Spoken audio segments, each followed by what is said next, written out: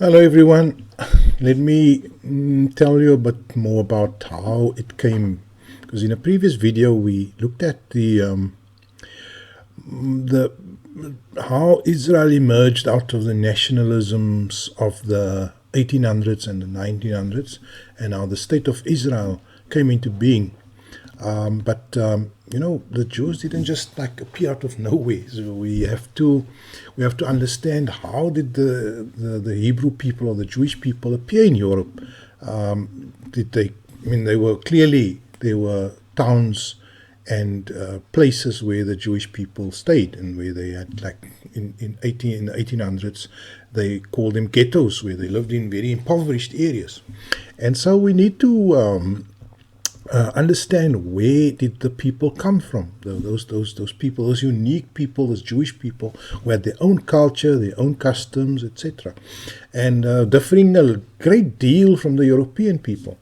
And really, where this goes to is this is one of the explanations, and I'm not saying that this is the only explanation, but I think there are many theories, and this is a very strongly supported theory, and it's also narrated in the Jewish Encyclopedia, and it also appears on Wikipedia, and it's an established fact of history that around about in the 900s, when Islam was really the most powerful entity, the Arabs or the Muslim world were kind of the most powerful ruling establishment in the middle part of the world under the Abbasid kings.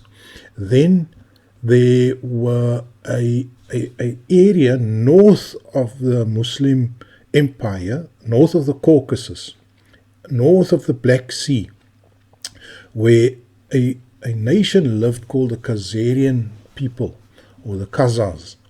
And these Khazar people were between two worlds, the Christian world and the Muslim world.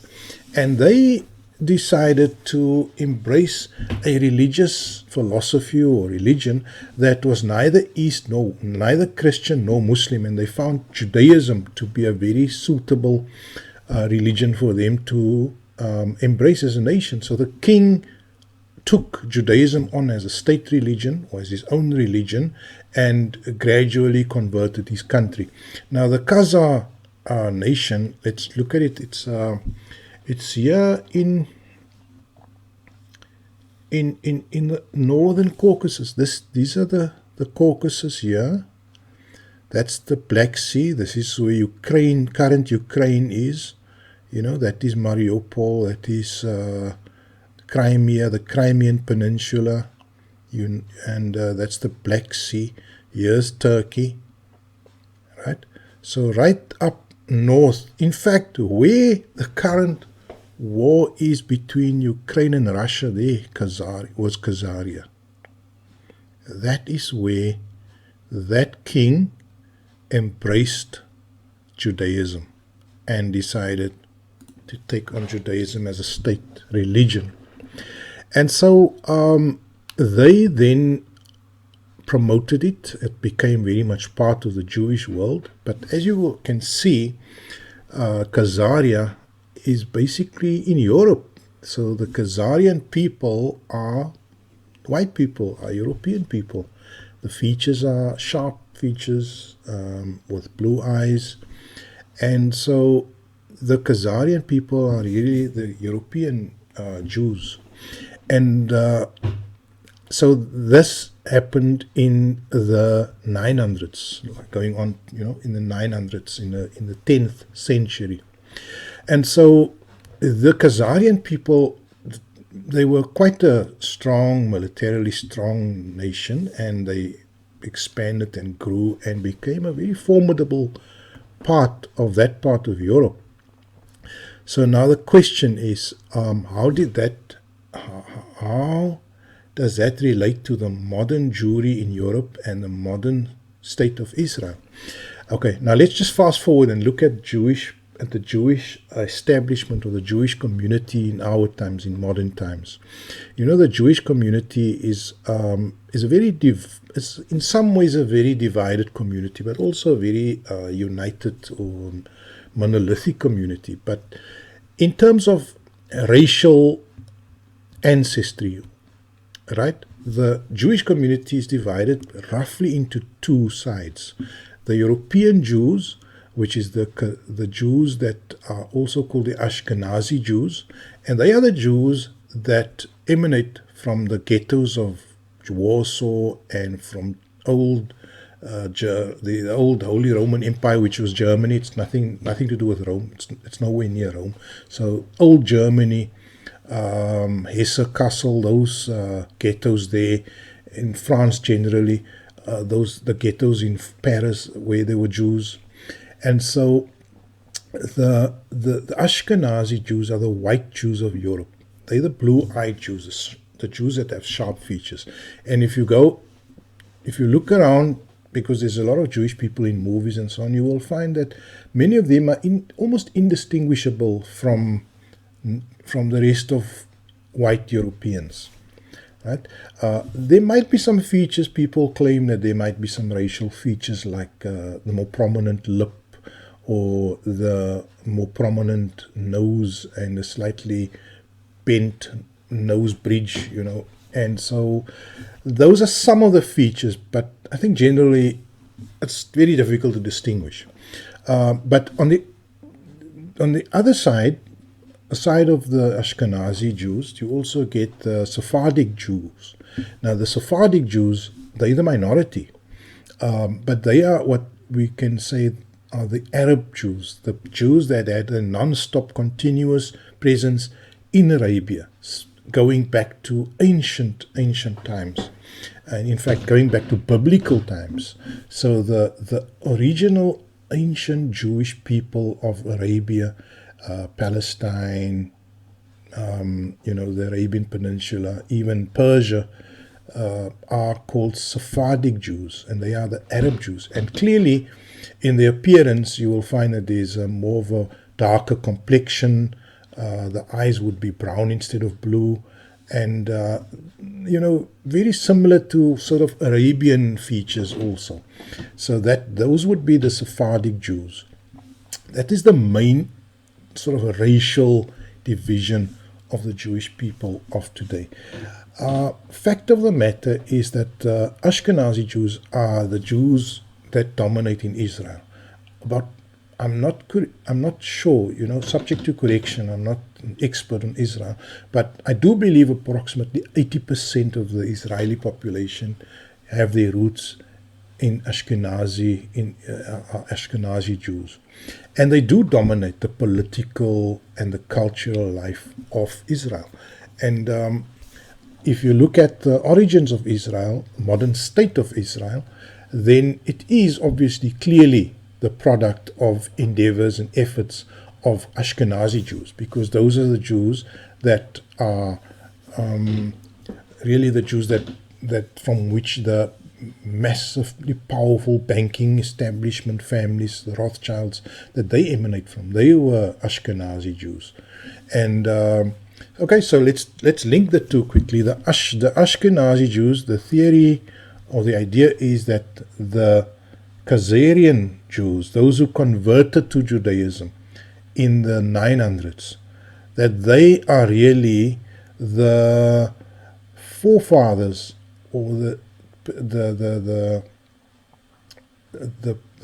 people who originally gave rise to the Jews of Europe. So there was a continuous migration from Khazaria after the fall of those of power, of Khazaria, the rise of new powers with the Russians and the rise of the Muslim powers, but especially the rise of Russia.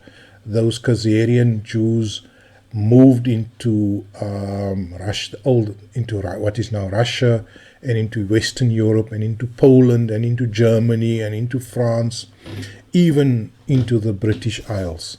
And that is really the origins of the white European Jews that we find today, called the Ashkenazi Jews. Also by chance comprising 80% of the people of Israel, and of course also comprising the bulk of the Jews of North America now. That is the theory that the Ashkenazi Jewry of Europe comes from the Khazarian people. That theory is disputed by most Ashkenazi Jewish people. They don't really buy into it.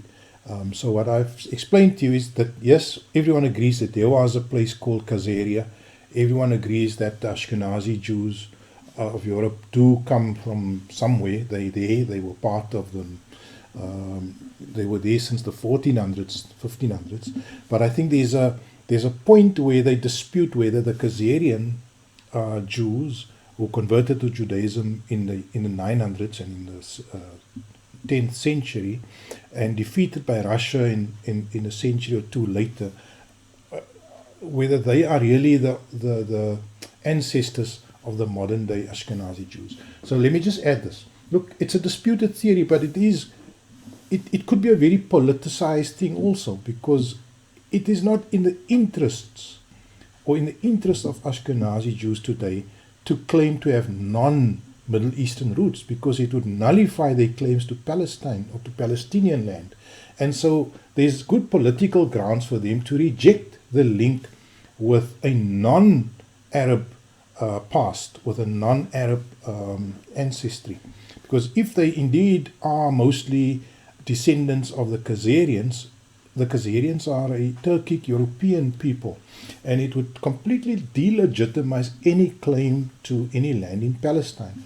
So that is disputed, but we have to go for the facts. And what we have today is that there are in fact Jewish scholars who now have embraced the idea of Khazarian. Look here, I've got these scholars here. Shlomo Sand, Professor, Israeli Emeritus Professor of History at Tel Aviv University.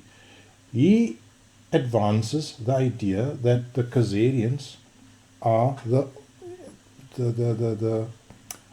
descendant or the original forefathers of the current day Ashkenazi Jews. And his work is disputed, right? So you can go and look him up there. Shlomo Sens, he's a historian, right? So he advances that same idea that I've just said to you now. But there's also Paul Wexler, a linguist who studies the language of Yiddish, which is the language of the Ashkenazi Jews. It's a very German influenced language. In fact, very, very German, many German words. And he studies it as a linguist, and he comes to the same conclusion, that the Judeo-Slavic origin, and that also being rejected by most of the Jewish professors and scholars today. Then there's also Eran El-Haik, who is a geneticist and a bioinformatician. Also advances. So you have a historian, you have a linguist, and you have a geneticist. All Jewish scholars that advance the idea that the Ashkenazi Jewish people are in fact descend from the Khazarian people. And then there's also the book of Arthur Koestler, which also called the 13th Tribe, also advancing that same idea. Jewish scholar, prominent Jewish author of I think it's the 1800s. So it's very political, obviously, to make the claim that the Jews of Israel today are not descendants of the Middle East. But it's a fact. It's a geneticist, a linguist, an historian, all from Israeli professors from universities, all professors and high-level scholars come to the conclusion. And so we must conclude that the rejection of this hypothesis is highly politicized and is in fact based on other grounds, not on real science.